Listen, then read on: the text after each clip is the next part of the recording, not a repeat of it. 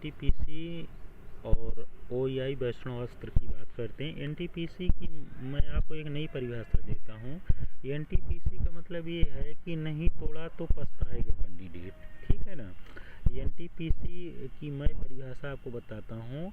जो जैसे आप नॉन टेक्निकल पोस्ट कंबाइन इस तरह आप सुने होंगे, पर हम तो ये कहते हैं कि एनटीपीसी का मतलब ये होता है कि नहीं तोड़ा तो पछताएगा कैंडिडेट। और अदर वन एग्जाम वैष्णव अस्त्र, ये मतलब ऐसे क्वेश्चन हैं कि ये महाभारत रूपी परीक्षा में आपको वैष्णव अस्त्र का काम करेगा, ठीक है। मतलब ये ऐसे क्वेश्चन है कि आना ही आना है, इससे क्वेश्चन आपको बनाएगा ही। और आज तक जितने भी क्वेश्चन हुए, जितने भी पेपर हुए, हमने देखा है कि उन सब में ज़रूर क्वेश्चन बना है। तो आइए वैष्णव अस्त्र की बात करते हैं। एनटीपीसी हो गया, कोई भी एग्ज़ाम हो गया, कैसे भी करके, ठीक है। तो यहाँ पे मैं आपको एक कहानी बताना चाहता हूँ। एक गुड़िया है, परी नाम की एक लड़की है, जो एमपी में भोपाल में रहती है, ठीक है। एमपी के भोपाल में ही पैदा हुई, वहीं रहती है। तो उसकी कुछ कहानी है जो आपको बताना चाहते हैं। देखिए, अब चलिए देखिए, आप देख रहे हैं कि ये गुड़िया है, ठीक है। ये एक परी बिटिया है। अब ये परी एमपी की भोपाल की रहने वाली। अब देखिए हुआ क्या कि परी हुई, पैदा हुई, बड़ी हुई, खेली कूदी, ठीक है। अब चलिए परी के बारे में हम आपको बताते हैं। देखिए, परी बहुत अच्छी थी, हमेशा खेलती कूदती हंसती थी और खुश रहती थी हमेशा, ठीक है। तो परी हमेशा हंसती थी। तो देखिए, परी हंसती थी तो उसकी स्माइल आती थी, ठीक है। अब स्माइल, हंसने का मतलब लाफिंग करती थी, ठीक है। तो अब परी के लाफिंग से हम लोग लाफिंग गैस के बारे में पढ़ेंगे, ठीक है ना। लाफिंग गैस के बारे में जानकारी लेंगे। देखिए, लाफिंग गैस क्या होती है। लाफिंग गैस का रासायनिक सूत्र N2O है, ये नाइट्रस ऑक्साइड है। और लाफिंग गैस भी ग्रीन हाउस गैस के अंतर्गत आती है। आपको बता दें कि लाफिंग गैस को लाफिंग गैस को NOx के नाम से भी जानते हैं। और इसका रासायनिक सूत्र N2O है, इसे नाइट्रस ऑक्साइड कहते हैं, ये ग्रीन गैस है, ठीक है। तो परी के लाफिंग करने से हम लोग लाफिंग गैस के बारे में पढ़ा। ये समझ लीजिए कि SSC, रेलवे, चाहे वो SSC GD, RPF, JEE, कोई भी पेपर हो, अक्सर लाफिंग गैस पूछा है। और रेलवे बहुत पूछता है इसको। वो ये दे देगा कि लाफिंग गैस है, 4 विकल्प देगा, उसमें सूत्र दिखाएगा कि CO2, HO2, D2O, N2O, तो आपको उसमें पहचानना होगा। तो ये लाफिंग गैस होती है, ये ग्रीन हाउस गैस के अंतर आती है। नाइट्रस, कहीं कहीं N2O ना लिख के नाइट्रस ऑक्साइड लिख देता है, कहीं कहीं पूछ लेता है कि ग्रीन हाउस गैस में कौन कौन सी आती है। इस तरह बहुत क्वेश्चन बनता है, पेट क्वेश्चन। अब आगे देखिए। तो अब गुड़िया देखिए, जब छोटी थी तो उसकी दादी थी, उसके बालों में तेल लगाती थी। गुड़िया गांव के भोपाल की रहने वाली थी। भोपाल में एक गांव था, वहीं की है। तो गुड़िया छोटी थी तो उसके सिर पे दादी सरसों का तेल लगाती थी, ठीक है, और मालिश करती थी। तो देखिए, अब आते हैं गुड़िया रानी की दादी को देखते हैं। गुड़िया रानी की दादी उसके सिर पे सरसों का तेल लगाती हैं। देखिए, सरसों का तेल बालों में लगाते हैं, सिर में लगाते हैं। तो देखिए, सरसों के तेल से हम आगे पढ़ते हैं। हमको तो अपना देखना है ना भाई, हमको क्या चीज़ जानना है। देखिए, सरसों तेल से हम सरसों गैस के बारे में जानकारी लेते। सरसों गैस होती क्या है, ये भी बहुत ही इम्पोर्टेंट है, बहुत इम्पोर्टेंट, और बहुत बार पूछा गया। वैष्णव अस्त्र आप यकीन करिए कि इतने मतलब पेट क्वेश्चन है ये सब कि क्या कहें। आप पेपर देंगे या प्रैक्टिस सेट देखेंगे तो इन सारे क्वेश्चनों में से ज़रूर 1-2 बार आएगा, ठीक है ना। 1-2 क्वेश्चन ज़रूर लेगा। देखिए, तो गुड़िया रानी गुड़िया रानी के बाल में सरसों का तेल लगा। सरसों के तेल से सरसों गैस के बारे में बात करते हैं। देखिए, सरसों गैस होती क्या है। वो सरसों गैस, मस्टर्ड गैस का नाम आप लोग सुने होंगे, ठीक है। तो सरसों गैस, अब इसको अदर नामों से जानते हैं। एग्जाम में अब होने क्या लगा है कि वो दूसरे नाम से पेपर में विकल्प दे रहा है, जिससे स्टूडेंट घबरा जा रहा है और क्वेश्चन गलत कर दे रहा है। तो जैसे देखिए, सरसों गैस इसे ही मस्टर्ड गैस कहते हैं, इसे ही सल्फर मस्टर्ड कहते हैं, इसे ही नाइट्रोजन मस्टर्ड कहते हैं, इसे ही सरसों गैस कहते हैं, ठीक है। अब जैसे आप यहाँ देख रहे हैं कि इसके 4-5 नाम हो रहे हैं, 4 नाम आप देख रहे हैं। तो पेपर में बच्चा सिर्फ मास्टर्ड गैस के बारे में सुना रहता है, मास्टर्ड गैस सब जानते रहते हैं। अब वहीं पे नाइट्रोजन मास्टर्ड दे दिया, सल्फर मास्टर्ड दे दिया, सरफेस गैस दे दिया, तो लगता है यार ये कौन सा नई चीज़ आ गई, इसको तो हमने सुना नहीं है, फिर वो गलत हो जा रहा है। तो एग्जामिनर अब ये कर होशियारी कर रहा है। देखिए, तो सरसों gas, mastered gas, sulphur mastered, nitrogen mastered सब एक ही चीज़ है, ठीक है ना। और मास्टर्ड माने सरसों होता भी है। आगे आई, इसका रासायनिक सूत्र डाइक्लोरोडाइथिल सल्फाइड होता है, जिसे C4H12Cl2S, ये इसका रासायनिक सूत्र। कहीं कहीं इसको भी लिख दे रहा है, कहीं कहीं इसको लिख दे रहा है। आप मास्टर्ड गैस सुने ना, आप नाइट्रोजन मास्टर्ड सुने नहीं, सल्फर मास्टर्ड सुने नहीं है। आदमी देखिए ज़्यादा तक वो करता है तो डाइक्लोरोडाइथिल सल्फाइड पढ़ता है और उसकी जगह पे इसको दे देता है। फिर आगे देखते हैं मास्टर्ड गैस चर्चा में आई क्यों। देखिए, जब प्रथम विश्व युद्ध हुआ था, WW1 जब हुआ था, वर्ल्ड वार फर्स्ट जब हुआ था, तो उसमें हुआ क्या था कि जर्मनी ने मास्टर्ड गैस का प्रयोग कर दिया था। और मास्टर्ड गैस उसने छोड़ा था ब्रिटेन और कनाडा के सिपाहियों के ऊपर। तो मास्टर्ड गैस में होता क्या है कि इससे जलन होने लगती है, शरीर में फफोले पड़ जाते हैं और दम घुटने लगता है। और उस मास्टर्ड गैस सबसे खतरनाक ये होती है कि इससे कैंसर बहुत जल्दी हो जाता है। तो जब इसने देखा तो मास्टर्ड गैस जर्मनी ने छोड़ दिया। अब उसमें आपको बता दें कि मान के चलिए कि कम से कम जो है 1-1.5 लाख लोग मरे थे, ठीक है। तो यह गैस चर्चा में तब हुई, तब ज़्यादा आई जब प्रथम विश्व युद्ध होने चले। जर्मनी ने ब्रिटेन और कनाडा के सिपाहियों के ऊपर इस गैस को छोड़ा था और लगभग 1,30,000 समथिंग लोग मर गए थे और बहुत प्रभावित हुए थे। और इसमें फफोले पड़ जाते हैं, जलन होने लगती है, बड़ी दिक्कत होती है, बड़ी खतरनाक गैस है। तो अब ये चीज़ आते हैं, तो ये प्रथम विश्व युद्ध में यूज हुई थी, इसीलिए इसको पूछ रहा है बहुत ज़्यादा, ठीक है। और ये बहुत सारी परीक्षाओं में पूछा जाता है, चाहे आपका रेलवे NTPC हो, SSC हो, CGL हो, आपका स्टेनोग्राफरी हो और डाटा एंट्री वाला हो, 10+2 जितना भी होता है। आप फिर इसके बाद देखते हैं तो WW फर्स्ट में प्रयोग की गई थी। इस गैस में लहसुन और सरसों जैसी गंध आती है, छोड़ने पर शरीर फफोले पड़ जाते हैं, जलन और आंसू आता है और कैंसर हो जाता है। ये अवस्था में तरल। हाँ, ये भी क्वेश्चन पूछता है कि मास्टर्ड गैस दे देगा, मास्टर्ड गैस है मतलब लिक्विड है, ठोस है, सॉलिड है, गैस है।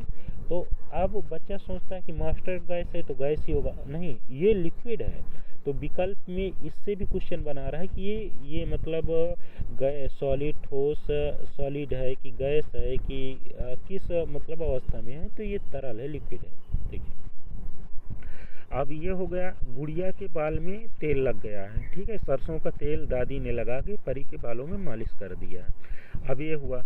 अब देखिए, जब परी छोटी रहती है तो इसकी मालिश होती, दादी खूब मल के मालिश करती हैं, तो परी रोने लगती है। उसको रोने लगती है कि अरे छोड़ो, मालिश मत करो, मालिश मत करो, मैं खेलने जाऊंगी, भागती है इधर उधर। तो परी की आंखों में आंसू आ जाता है, आंसू आ जाता है, यानी कि अश्रु गैस आ जाती है, ठीक है। अब हम लोग अश्रु गैस के बारे में पढ़ते हैं, ये भी बहुत पूछा जाता है और बहुत ही पूछा गया अश्रु गैस। देखिए, अश्रु गैस इसे रुलाने वाली गैस भी कहते हैं, इसे CS भी कहते हैं, इसे लेक्रीमेटर भी कहते हैं, इसे टीयर गैस भी कहते हैं। अब बच्चा यही फंस जाएगा कि जैसे अश्रु गैस बच्चा ने सुना है, कैंडिडेट अश्रु गैस सुना है, आंसू का देखिए, टीयर माने आंसू होते हैं, तो इससे टीयर गैस से अश्रु गैस के बारे में जानकारी हो, मगर लेक्रीमेटर में फंस जाएगा, वो लेक्रीमेटर में बच्चा फंस जाएगा, ठीक है। तो इसलिए आपको इसको ध्यान देना है कि देखिए होता क्या है कि वो पॉइंट पकड़ रहा है, एक क्वेश्चन तो वहीं से बना रहा है, मगर करता क्या है कि उसके और अंदर चला जा रहा है, ये चीज़ है। अब जैसे आप देखिए कि कोई क्वेश्चन है, अब जैसे यहीं पे मान के चलिए कि अश्रु गैस आपने सुना, फिर उसने अश्रु गैस का रासायनिक सूत्र पूछ लिया आपसे कि क्या होता है। रासायनिक सूत्र ना, जैसे अश्रु गैस, टीयर गैस, रासायनिक सूत्र आप पूछे, अब वो दे दिया CS, किस गैस को CS भी कहते हैं।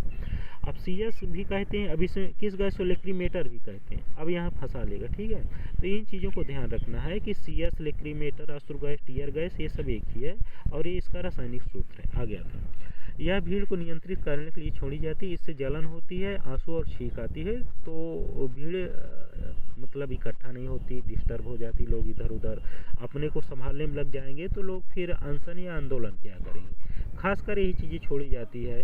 अब जैसे धरना, जैसे मान लीजिए टीचर वाले धरना देने चले गए लखनऊ में, शिक्षा मित्र वाले देने चले गए, ठीक है, और रेलवे वाले धरना कि पेपर कराओ, नौकरी दो। अब तो भीड़ को हटाने के लिए अब किसको किसको लाठी चार्ज करे, पुलिस किसको किसको, अब भाई इतने भीड़ रहती है पुलिस को मारने लगते हैं लोग। तो इसलिए इस गैस को यूज करते हैं और भीड़ डिस्टर्ब हो जाती है, मैनेज हो जाता है। आगे देखो, तो इतना हुआ ये चीज़ें। अच्छा, इसी चीज़ को, इस ब्रह्मास्त्र को जो है ना हम लोग एक ट्रिक से भी बता सकते हैं, लाए एम क्यूब से भी बता सकते हैं। लाए एम क्यूब कहिए, एम क्यूब या M4 से, M4 बता दे रहे हैं, लाए M4। तो लाए M4 भी एक ट्रिक है, ठीक है ना, इससे भी ये चीज़ें निकलेंगे, लाफिंग गैस, अश्रु गैस, एथिलीन, ठीक है। और एम क्यूब तो इससे निकल ही जाएगा। एम से मान लीजिए मस्टर्ड हो गया, मस्टर्ड बाद मीथेन हो गया, और मिथाइल आइसोसाइनाइड हो गया, ठीक है। और इसी से अब परी दूध पीती है तो मिल्क ऑफ मैग्नीशिया भी इसी से बन जा रहा है, ठीक है ना। अब आगे आते हैं, ठीक है, वीडियो ज़्यादा लंबा नहीं करेंगे, आपको बताने की कोशिश करते हैं जल्दी। अब देखिए, परी क्या होती है कि जब परी रोती है, आंसू आने लगता है तो अश्रु गैस होती है। फिर परी को खुश करने के लिए दादी उसको फल लाती हैं, देती हैं, पके फल देती हैं, कहती हैं अरे परी बिटिया रो नहीं, लो फल खा लो तुम। तो परी को फल दिया जाता है। फल देने के लिए अब फल कच्चे रहते हैं तो दादी जाती हैं उसमें इथिलीन लगा देती हैं, इथिलीन लगा दी, फल पक गया, परी खा ली, परी रानी खुश हो गई, हंसने लगी। तो फलों को पकाने के लिए एथिलीन का यूज करते हैं। बहुत पूछा है एथिलीन, बहुत SSC बहुत पूछा है इसको। और एथिलीन का कहीं कहीं एथिलीन लिख देता है, कहीं कहीं C2H4 लिख देता है। तो फलों को कृत्रिम रूप से पकाने के लिए किस गैस का प्रयोग करते हैं? एथिलीन का प्रयोग करते हैं, ठीक है ना। आगे अब फिर परी पानी भी पीती है। भाई फल खाएगी, खाए पिएगी तो पानी पिएगी, कुछ ना कुछ तो करेगी ना। तो अब हुआ क्या है कि फिर परी को शुद्ध पानी दादी देती हैं। तो पानी जो शुद्ध होता है वो क्लोरीन गैस से, क्लोरीन गैस से पानी शुद्ध किया जाता है, ठीक है। वो चीज़ें क्वेश्चन बनाता है निर्जलीकरण या शुद्धिकरण करके, ठीक है ना। तो Cl गैस, क्लोरीन।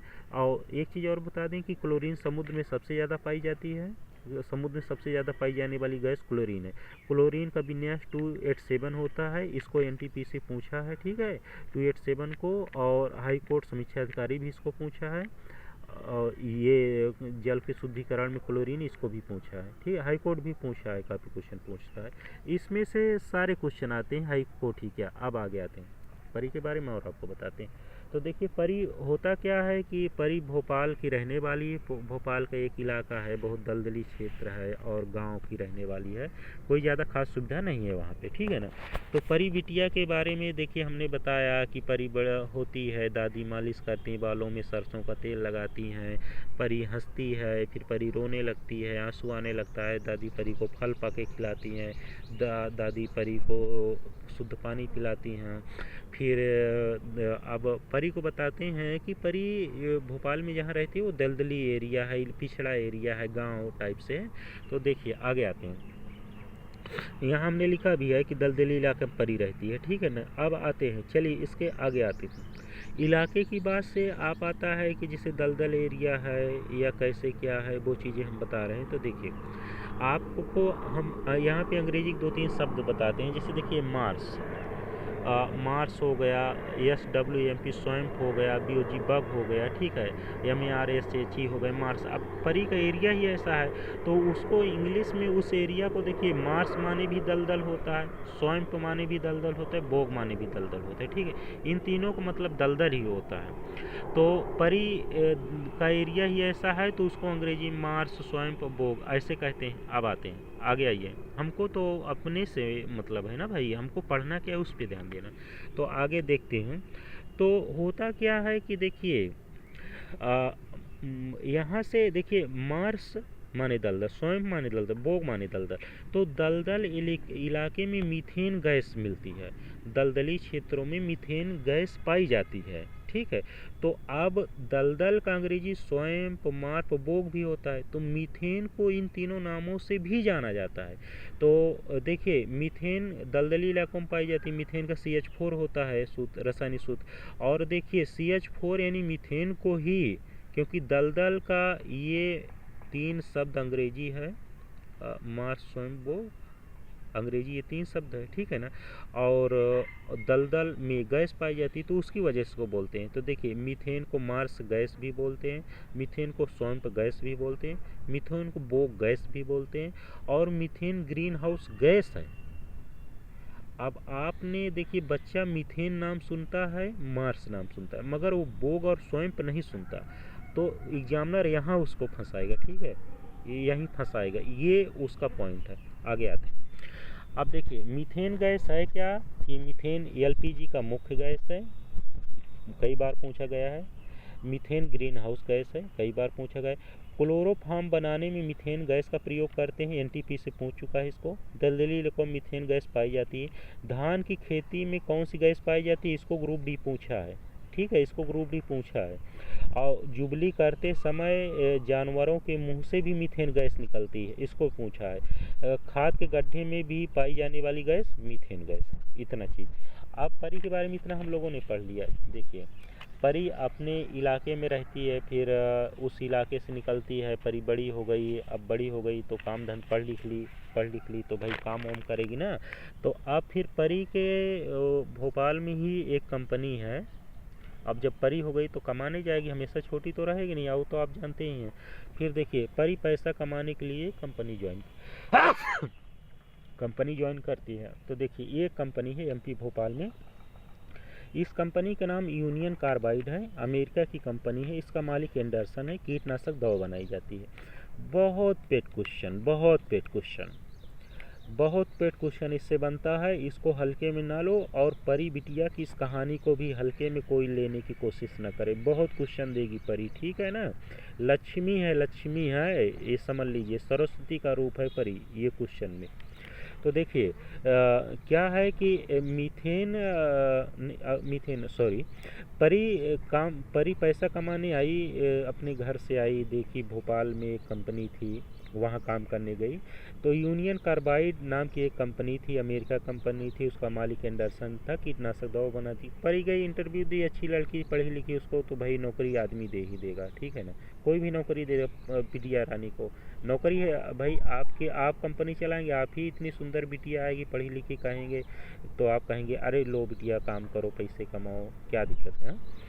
तो फिर होता क्या है, दुर्भाग्य ये रहता है कि 3 दिसंबर 1984 को वहाँ पे कीटनाशक दवा बनती थी। मिसाइल आइसोसाइनाइड गैस का यूज किया जाता है। आपसे बताएं तो पानी का लीकेज होता था। लीकेज की वजह से पानी संपर्क में आकर मिथाइल आइसो गैस जो होती है, आइसोसाइनाइड गैस, वो ब्लास्ट कर जाती है। और ब्लास्ट क्या मतलब, रिएक्ट कर जाता है, ब्लास्ट ही समझ लीजिए।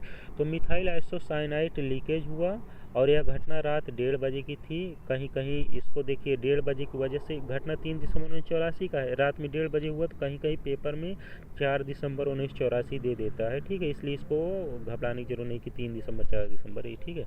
अब इतना हुआ लगभग, उसमें 40-50 हज़ार लोग मारे गए, जिसमें परी बिटिया भी मारी गई, और मिथाइल आइसोसाइनाइड लीक हुई। ये मिथाइल आइसोसाइनाइड को MIC कहते हैं। इसका C2H3NO इसका रासायनिक सूत्र होता है। पेपर में बहुत बार पूछा गया है ये, ठीक है। और भोपाल गैस त्रासदी के नाम से इसको जानते भी हैं। और 3 दिसंबर 1984 को हुआ। परी बिटिया पैसा कमाने गई, ब्लास्ट हुआ, यहीं ख़त्म हो गई। यहीं से परी की कहानी ख़त्म करते हैं। और okay, thank you, good of luck, मेहनत करिए, पेपर दीजिए। आगे वीडियो में फिर मिलेंगे, फिर अच्छा से लाएंगे। Okay, thank you.